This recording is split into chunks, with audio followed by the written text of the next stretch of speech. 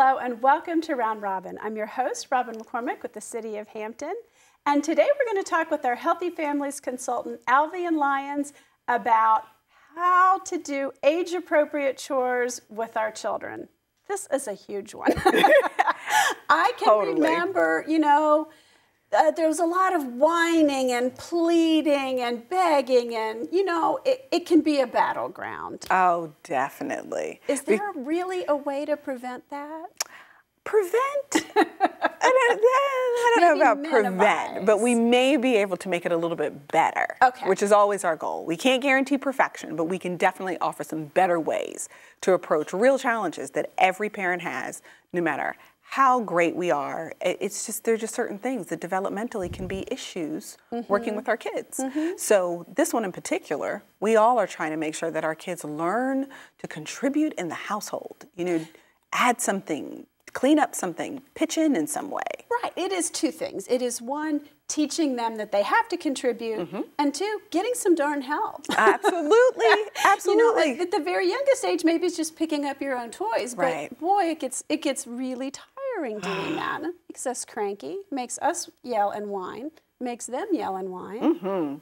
And then when they become teenagers and they have all their friends over at the house and everybody ate and everybody hung out in the den or in the family room and everybody watched television and there are bags of potato chips everywhere and all of that other stuff, then it really becomes very important because then you want to launch your kids prematurely because it's so much work going on. So yes, it's super important that we work together in the process, which is actually how we determined what our acronym for this was going to be so that we could remember it. Okay. So we're going to go with team because keeping your home together is a team effort.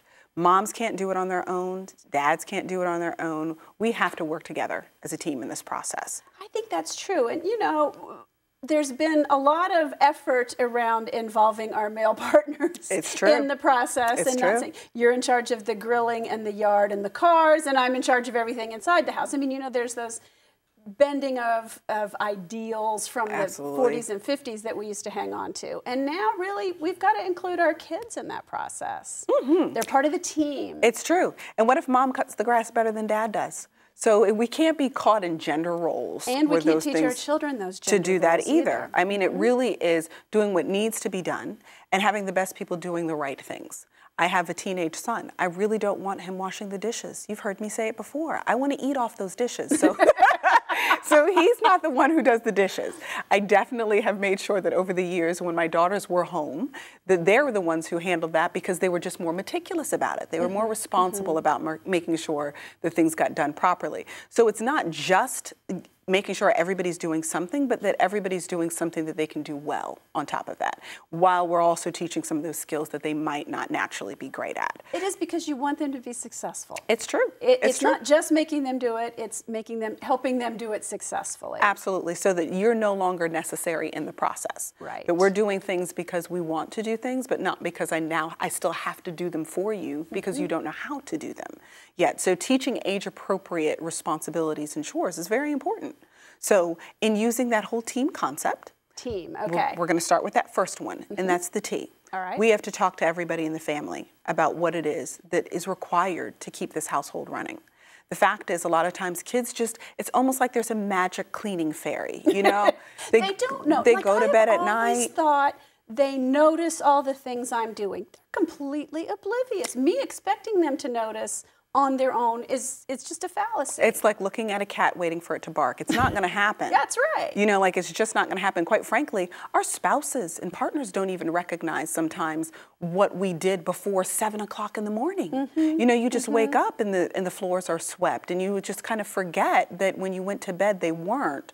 So somebody had to wake up at 6:30 in the morning, and while they were getting coffee, was sweeping the floor.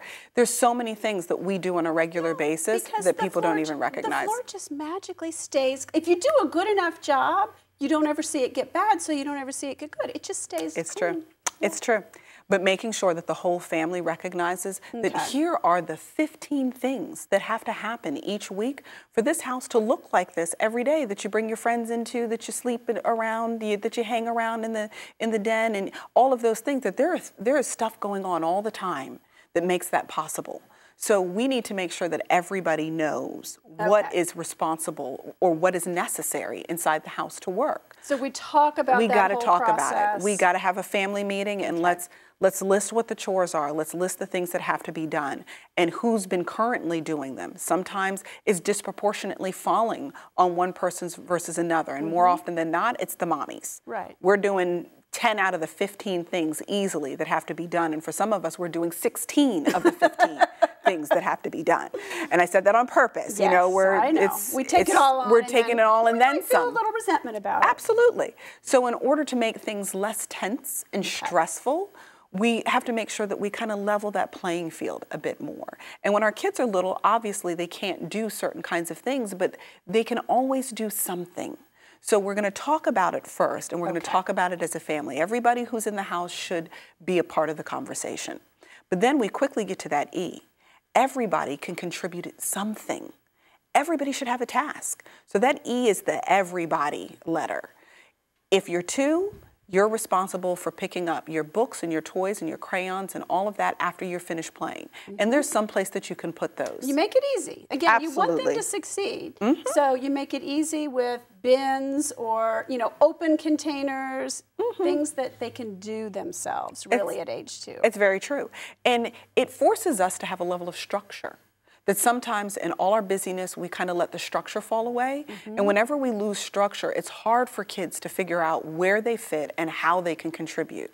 So sometimes it forces us to think again, okay, you know what? I don't really even have a place where the toys and the crayons and all of that really goes. So that's why I keep finding it everywhere, because there is no real location for it. So sometimes something as simple as recognizing that. If we have problems every morning with them putting the cereal boxes back, where are they supposed to go? Are they typically all over the place? Are they in 5 different cabinets? You know, where do we need these things to go so that the kids can then be responsible for doing that?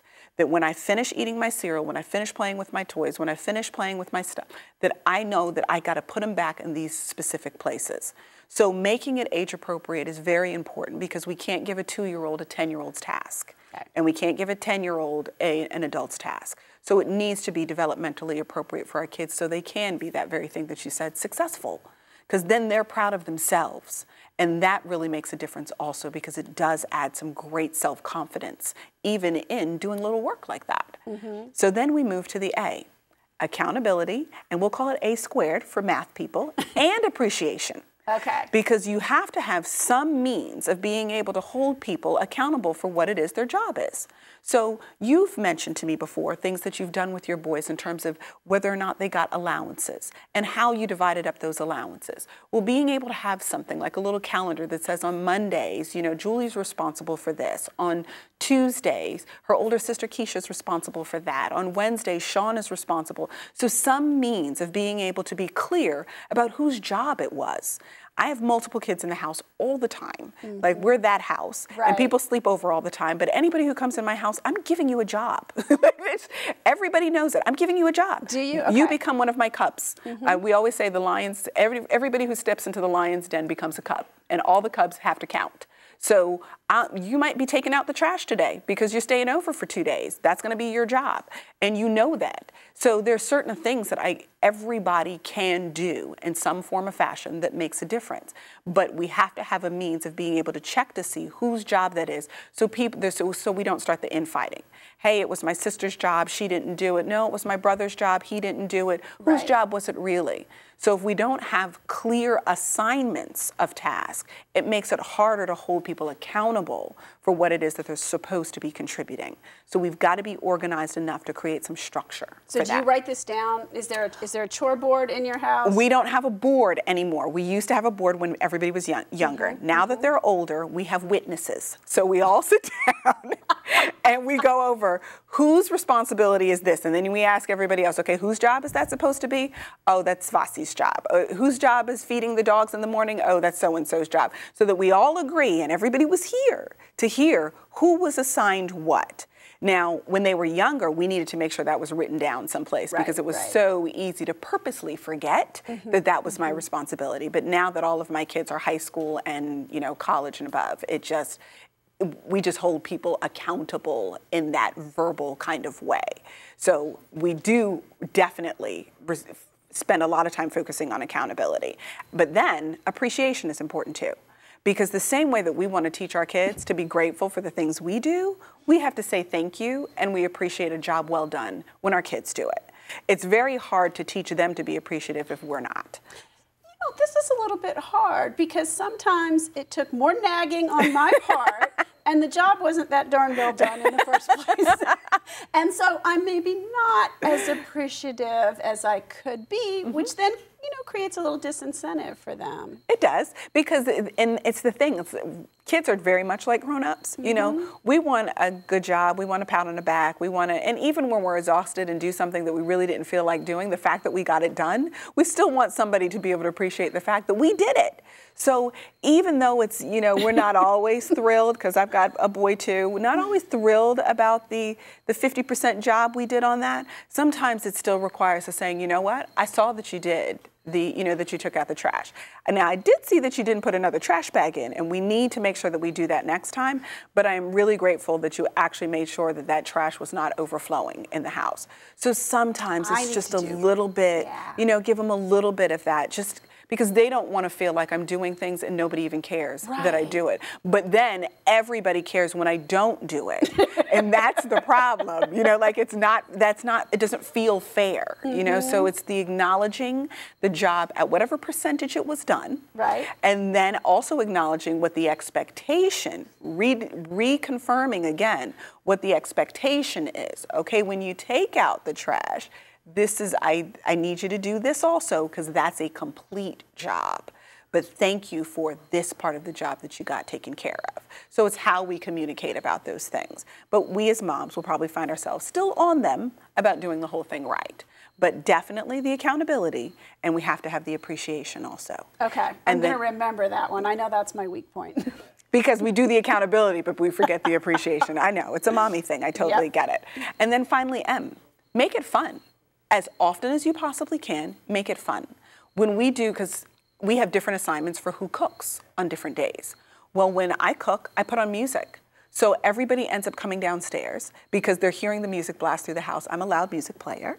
So they hear the music blasting through the house. I'm dancing in the kitchen while I'm cooking because the fact that I have to cook for all 6 of you guys because somebody brought somebody over for the weekend or one person brought 4 other people over for the weekend and I'm cooking for everybody, I need to enjoy that process. So I have to turn the thing that's my responsibility into something that's fun. The kids do the same thing. It became a whole thing that we do in the family. You already know what cleaning day is because there's music all through the house. That's what I was going to say. Cleaning is when I personally need the music. Likewise. And it does. It turns it into, you know, a more fun time. It's true, and it's stress relieving. Boys will only do that when they're little. They didn't. Well, they will, if you keep it part of the way that things go and you make it as fun as you can, you will find that they're less likely to play it loud for everybody, but they'll have their earphones in. Yes. And they'll be listening to music while they're still doing their job. So how they do it might change. How you can hear that. It's amazing, but they do it. Yep. I mean, my husband and my son, same thing. So like, but it becomes part of the, I don't have to hate this because I get to enjoy what I'm listening to while I'm doing it. And before you know it, the task is done, which is far more fun than the silence of scrubbing the bathroom tub. Right. You know, like it just, when you're kind of dancing while you're scrubbing,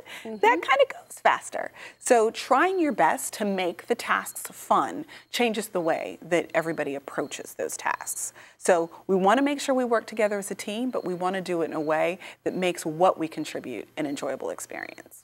Okay, let me ask you just one quick question. How do you know what is age appropriate? I mean, it's different for every kid. Some kids can handle things that others. Do you test it out with them? Do you wait until they step up? Well, definitely not wait until they step up. Because they'll get to 21 and still suddenly it has not happened yet. You know, so that's definitely not how we wait or handle it. But watching to see what your kids are capable of, because what's so very interesting is even when you have small children, they're the I'll do it myself age. And there are lots of things that they want to do because they're mimicking what it is that we do. Girls want to be just like mommy, boys tend to want to be just like daddy. Those kind of roles, they follow those things in lots of ways. So giving them the opportunity to help you do things is very good in terms of clarifying what it is that they may be good at doing. The simple pickups are things that they can do very, very young. It doesn't matter what age you are. Even if you kind of have to drag the bucket over to them. Absolutely, absolutely. But they can take their items and put those things in the bucket, and eventually as they get older, they're walking to put them in the bucket, and then they're carrying the bucket themselves, then they're putting it on the shelf. You can kind of watch those things happen. But I definitely would say, as they're trying to help you or playing around with you in the process, pay attention to what it is they're capable of doing, and also start teaching them some things. Wiping down the counter, for instance. You know, they may not do it flawlessly. You may have to go behind them and do it, but it really begins to teach them the process. That it has to be done. Absolutely. But do be careful with chemicals when you're dealing with young ones. So definitely pay attention to safety things. You don't want a 6-year-old cooking. You know, there's certain things that we just have to use, you know, our cautions and safety, you know, minds with. But kids can do something at every level. Well, do you give them a choice if that's workable? You know, you can do this, or you can pick 2 things from this list. Which 2 do you want it to be, so that they own it a little bit? Well, that would be wonderful. I had not considered doing that with mine, because I wanted to make sure that this child and this child and this child did these things. So, and it was partly because when I could... But you were figuring out what they were good at. That's exactly right. It was partly because I wanted certain things done a particular way, and I know I'm very particular, and not everybody is that particular. But because there's a particular way I wanted things to be handled, assigning them to certain children was a very efficient way in my household. Not every household runs the same, but in my household, it was the most efficient way to make sure jobs got done, and they got done well. Gotcha. But if you can handle that with your kids and giving them some freedom in terms of making those choices, by all means, the more input kids get to have, the more buy-in you're ultimately going to get. Okay. All right. Thank you. Of course. So let's tackle the issue of age-appropriate chores with our kids. A, they need to learn what it takes to survive in the household. And B, we need some help with that. Absolutely. So you're going to give us a concept for how to make that a little less stressful. Because we have to remember that everything going on in a household only works when we work as a team. So using that team acronym, never forget that we have to talk to everybody who's in the household. Everybody who's involved in the process needs to be part of the conversation, so that people understand that there is not a fairy that makes all of this stuff happen. As parents, we've got to make sure that our kids recognize that there are things going on every day that they need to be a part of. Everyone can have a job. Everyone can have a task, no matter what age you are practically. It's all developmental, and it's based on what's age appropriate, but there is something that each kid and each young adult in a household can do to contribute. And we say squared because it's both accountability. Have some means of being able to make sure you know whose job it is and who's supposed to take care of that thing at that particular time. So some system. And then the other A is be appreciative when it gets done, at whatever percentage it gets done. Say something, acknowledge the job, because people feel better about knowing that any of their efforts are seen. And then M, make it as fun as you can. If you could turn on music, if you could turn it into a game, if you could turn it into something that people enjoy, it makes being part of the team and doing the teamwork a much more enjoyable process and far less stressful for us as adults. Okay, thank you. Absolutely. Try some of these. We're going to do it as a team. Okay, thank you, Alvean.